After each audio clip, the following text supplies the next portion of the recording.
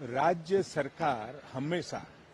રાજ્યની પ્રગતિ ભલાઈમાં જ કાયમ માટે અત્યાર સુધી એ ઈચ્છતી આવી છે કે દેશમાં ગુજરાત સર્વપ્રથમ કેવી રીતે બને, એની આર્થિક પ્રગતિ દિન પ્રતિદિન કેવી રીતે થાય. આદરણીય પ્રધાનમંત્રી મોદી સાહેબે અહીંયા જ્યારે ગિફ્ટ સિટીની સ્થાપના કરી એટલે બહુ લોંગ વિઝન સાથે અને તેમજ અહીંયા આગળ નાણાકીય સંસ્થાઓ આવે અને સાથે આઈટી ક્ષેત્રની કંપનીઓ આવે, બેન્કિંગ ક્ષેત્ર પણ અહીંયા આવે અને ખૂબ બધું આખા દેશમાંથી નહીં પરંતુ વિદેશમાંથી પણ બહુ બધી સારી કંપનીઓ અહીંયા આવે, એસ્ટાબ્લિશ થાય. પરંતુ એની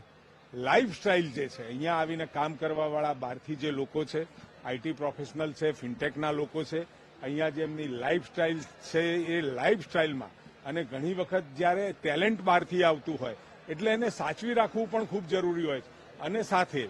જ્યારે અહીંયા નાણાકીય વ્યવહાર અને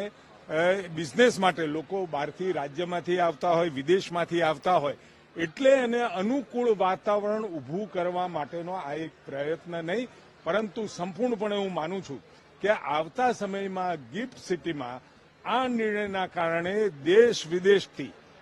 ખૂબ બધા લોકો